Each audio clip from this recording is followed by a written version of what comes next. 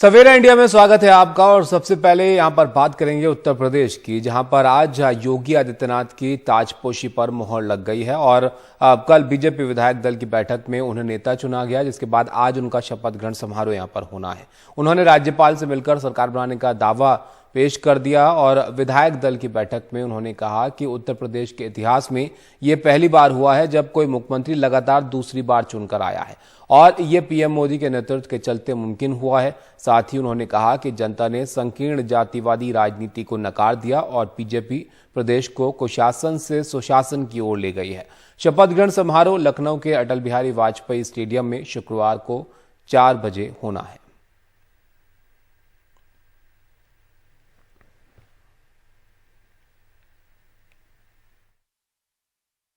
आपने देखा होगा गांव गांव में गरीब की झोपड़ी से लेकर के एक सामान्य इंसान, माताएं बहनें हो, बेटियां हो या युवा या अन्नदाता किसान, सबने भारतीय जनता पार्टी को मुक्त कंठ से, खुले हृदय से समर्थन देकर के सारे के सारे उन दुष्प्रचारों को दरकिनार करते हुए केवल और केवल एक विश्वास के साथ कि मोदी है तो मुमकिन है, और इस भाव के साथ जनता जनार्दन ने अपना समर्थन भारतीय जनता पार्टी और सहयोगी दल को दिया। आपको लेकर के कैसे मुख्यमंत्री की स्थिति अभी के इतना केवल जाने कि जो पार्टी का प्रस्ताव है वो माननीय राज्यपाल जी को पार्टी की ओर से सौंप दिया गया। आइए बढ़ाओ।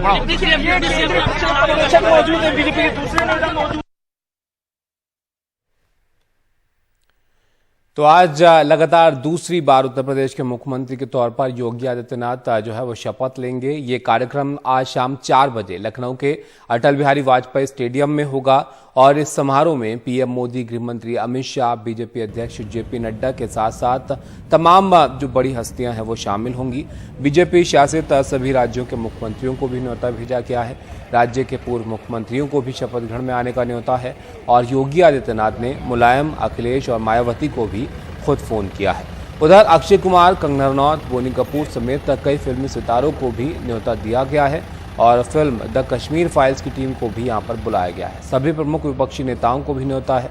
करीब 50,000 लोग इस समारोह में शामिल होंगे, बीजेपी की तरफ से ये कहा गया है।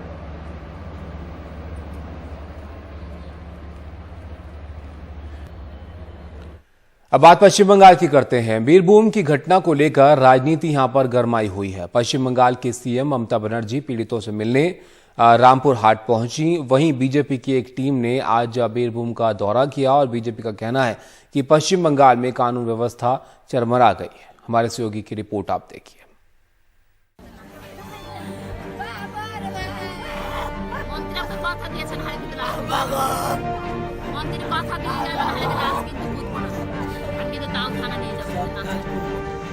बीरभूम में 8 लोगों को जिंदा जलाए जाने का मुद्दा बंगाल से लेकर दिल्ली तक की राजनीति को गरमा रहा है।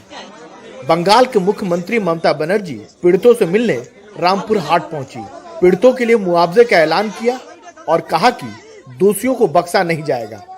हमें भाबते पारिनी एरकम नृशंस घटना घटते पारे कखनो, যারা জেনে শুনেও পুলিশকে ঠিকমতো কাজে লাগায়নি, আমি তাদের কঠোর শাস্তি চাই। बीरभूम की हिंसा को लेकर टीएमसी के 13 सांसदों ने दिल्ली में गृह मंत्री अमित शाह से मुलाकात की। टीएमसी नेताओं ने कहा कि उन्होंने गृह मंत्री को बताया कि राज्य सरकार ने कड़े कदम उठाए हैं और केंद्र सरकार को राज्यपाल को वापस बुला लेना चाहिए। गवर्नर जो काम करते हैं वो हमारे कॉन्स्टिट्यूशनल सिस्टम का खिलाफ में है। Parliamentary democratic system is under threat, तो उनको आप विथड्रॉ कर लीजिए। और रामपुर हाट को लेके प्रधान गवर्नर को मुख्यमंत्री जो चिट्ठी दिया, वो चिट्ठी का कॉपी हम लोग अमित शाह जी का हाथ में सौंप दिया। वहाँ पे जो जंगल राज को फिर भी वहाँ पे लागू करने के लिए जो इसका खिलाफ राज्यपाल जो बोल रहा है ये होना नहीं चाहिए। कॉन्स्टिट्यूशनल काम कर रहे हैं, इसलिए कॉन्स्टिट्यूशन को वहाँ पे लागू करने के लिए काम कर रहे हैं, इसलिए वो लोग हटाने के लिए कह रहा है। 2 दिन पहले इसी मुद्दे पर बंगाल बीजेपी के सांसदों ने गृह मंत्री से मुलाकात की थी। वो लिपापोती करने गए, वो डरते हैं कि गृह मंत्री पता नहीं क्या कर देंगे। कांग्रेस इस मामले में अलग थलग नहीं दिखना चाहती है। लोकसभा में उसके नेता अधीर रंजन चौधरी भी पीड़ितों से मिलने के लिए पहुंचे।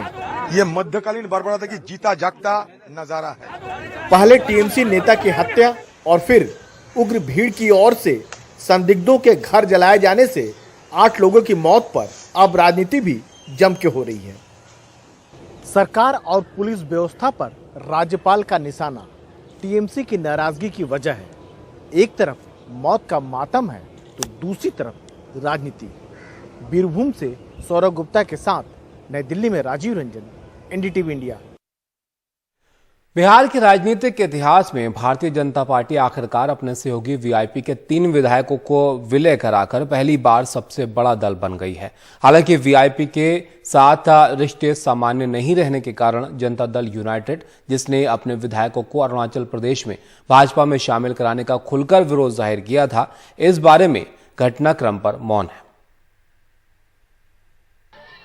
बुधवार दिन में जैसे ही वीआईपी पार्टी ने अपने प्रत्याशी का नामांकन बोचहा विधानसभा क्षेत्र के उपचुनाव के लिए कराया, आनंद फानन में इसका जवाब देते हुए भाजपा ने इसके सभी 3 विधायकों का विलय विधानसभा अध्यक्ष के सामने करवाकर मुकेश साहनी को झटका दे दिया। हालांकि साहनी से भाजपा की नाराजगी की फहरिस्त लंबी है। भारतीय जनता पार्टी में पूरे तौर पर विलय हो चुका है और पार्टी सारी परिस्थितियां आप जाकर के अध्यक्ष जी के कागज पर कर। वीआईपी के 3 विधायकों के बाद भाजपा के विधायकों की संख्या 77 हो गई, जो राष्ट्रीय जनता दल के 75 से 2 अधिक है और नीतीश कुमार के जनता दल यूनाइटेड के 45 विधायकों के साथ अभी भी नंबर 3 की पार्टी है। हालांकि वीआईपी के मुकेश साहनी से जब मंत्री पद से इस्तीफा के बारे में पूछा गया तो उन्होंने गेंद नीतीश कुमार के पाले में कर दिया। मंत्री बिहार में बनाने का काम माननीय मुख्यमंत्री नीतीश कुमार जी ने किए हैं और उनका विशेष अधिकार है कि इनको मंत्री रखना नहीं रखना, ये अधिकार उनके क्षेत्र में है। वो जो निर्णय लेगा वो उस निर्णय के साथ मैं रहूंगा। वहीं राष्ट्रीय जनता दल के नेताओं ने कहीं न कहीं मुकेश साहनी के प्रति अपनी सहानुभूति जताई। किसने पीठ में खंजर मारा और ये साबित हो रहा है। हम लोग तो केवल बीजेपी के बहकावे में आकर बयान दे रहे थे, आज साबित हो गया और बीजेपी ने उनके साथ क्या किया है ये दुनिया जानती है, पब्लिक है, सब जानते। वीआईपी के 3 विधायकों को अपने पार्टी में विलय कराकर बीजेपी ने विधायक तोड़कर अपनी संख्या बढ़ाने के अभियान का श्री गणेश तो किया ही है, साथ ही साथ नीतीश कुमार को भी संदेश दे दिया है कि न केवल संख्या बल के आधार पर बल्कि अब हर मामले में वो बिहार एनडीए का बॉस है। पटना से कैमरामैन हबीब अली के साथ मनीष कुमार, एनडीटीवी इंडिया के लिए।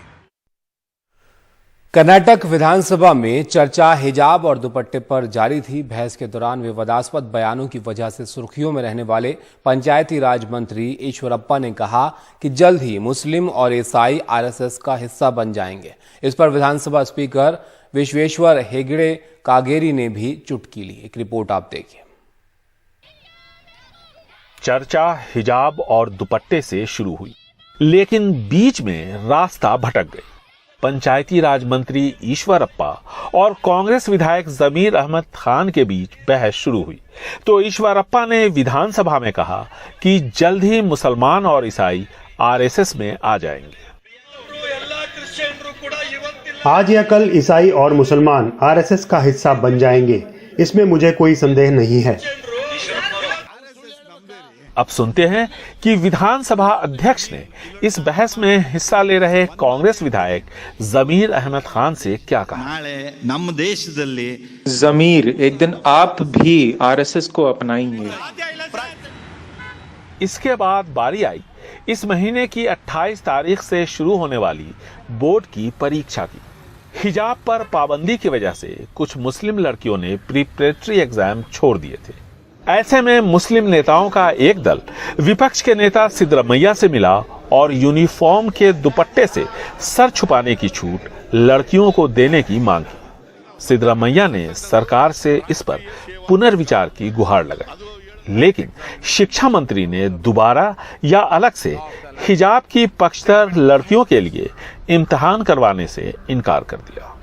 जो भी कानून के दायरे में रहकर नियमों का पालन कर इम्तिहान देना चाहते हैं वो इम्तिहान देंगे। बाद में किसी भी विशेष इम्तिहान का हमारा कोई इरादा नहीं है।